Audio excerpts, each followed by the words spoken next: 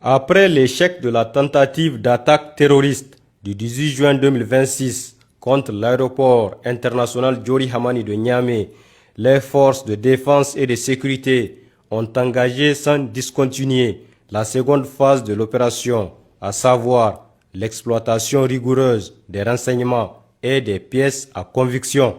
Conduites par les services spécialisés d'investigation, les enquêtes se poursuivent avec fermeté afin d'identifier l'ensemble des acteurs, des soutiens et des ramifications de cette action criminelle. En effet, chaque indice est analysé, chaque document vérifié et toutes les pistes sont exploitées.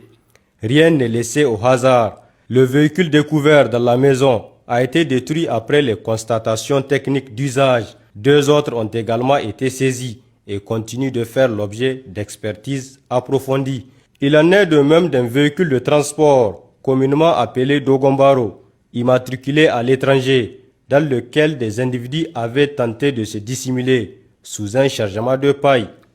Ce véhicule, ainsi que l'ensemble des éléments matériels et documentaires recueillis, constituent des pièces à conviction pleinement exploitées par les services spécialisés. Les investigations se poursuivent avec détermination.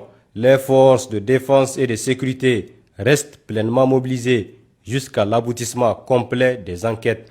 Au registre des opérations, sur la rive droite du fleuve Niger, au sein du théâtre Nia, aux premières heures de la matinée du mardi 30 juin 2026, un groupe de mercenaires a lancé une tentative d'attaque contre une position des forces de défense et de sécurité dans le secteur de Torodi. Faisant preuve d'une vigilance constante et d'une remarquable réactivité, les unités déployées ont immédiatement déclenché une riposte d'une puissance de feu écrasante. Pris sous un feu nourri et précis, les assaillants ont rapidement perdu l'initiative avant d'être contraints à une débandade.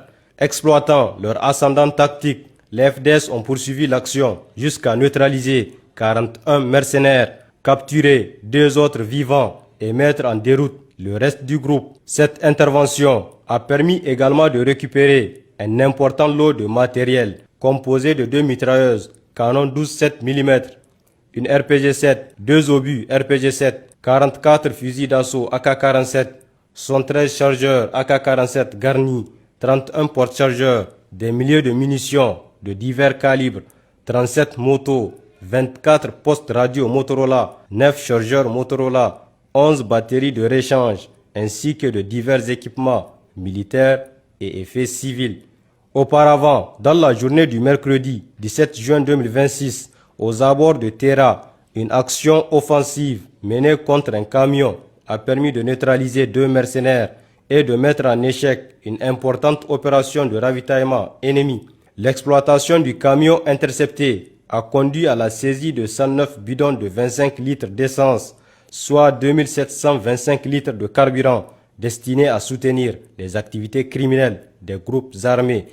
13 bicyclettes et un portatif Motorola ont également été récupérés. Le même jour, exploitant un renseignement opérationnel, les forces de défense et de sécurité ont mené une action offensive au marché hebdomadaire de Boki contre un réseau de poseurs d'engins explosifs improvisés. L'opération s'est soldée par la neutralisation de 6 mercenaires spécialisés dans la fabrication et la pose d'engins explosifs improvisés sur l'axe Pont-Djangoré-Tamou via Ilafari. En outre, le lundi 29 juin 2026, une unité de recherche a déjoué une tentative d'infiltration en neutralisant 3 mercenaires formellement identifiés qui faisaient mouvement en direction de Niamey.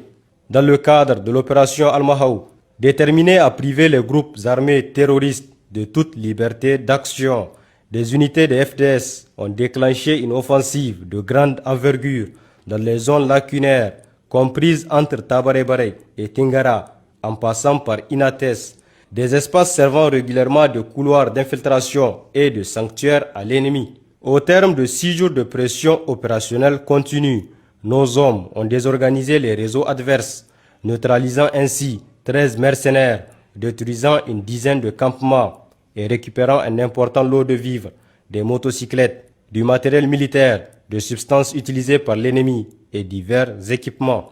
Dans la foulée, le 28 juin 2026, aux environs de midi, une unité des forces de défense et de sécurité a intercepté à Sanam 2 véhicules de transport en commun.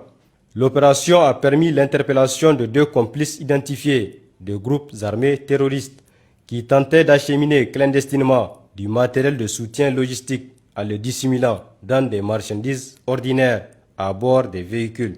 Les saisies comprennent 76 batteries de motos, 90 boîtes de colle, 50 bâches, 540 cartouches de gaz butane portable ainsi que 2 rouleaux de fil. Dans le même ordre d'idées, le lendemain 29 juin 2026, une opération conjointe des forces de défense et de sécurité a porté un coup aux capacités de soutien des groupes armés terroristes en interceptant à Ayoru une importante logistique de ravitaillement.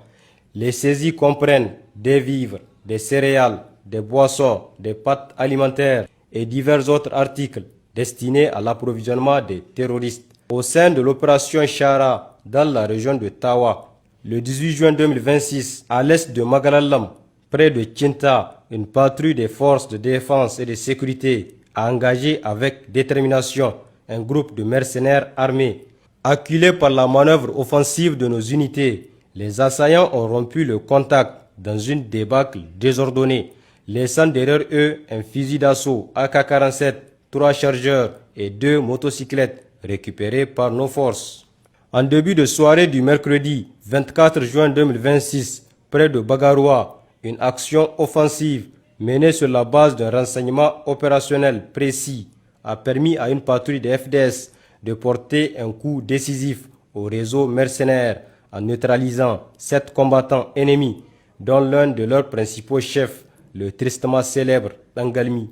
Considéré comme la cible prioritaire des autorités dans cette zone, il était directement impliqué dans la planification, la coordination et la conduite de multiples actes criminels et d'exactions perpétrées, notamment contre les populations civiles.